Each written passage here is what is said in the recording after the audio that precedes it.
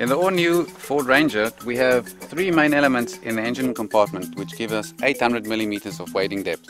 The first being the breather pipes for three different components on the powertrain system. There's a high-mounted electronic system on that side for the alternator. And thirdly, the air intake system. We have the actual air intake mounted high up in the fender here to protect it from any water that might rush over the bonnet and spill down the side. If any water does get into the intake system, it will be captured, and we've got a one-way valve letting the water out but not letting any water in. What we're indicating here is the water wading depth as advertised by two competitors, being at 500 millimeters.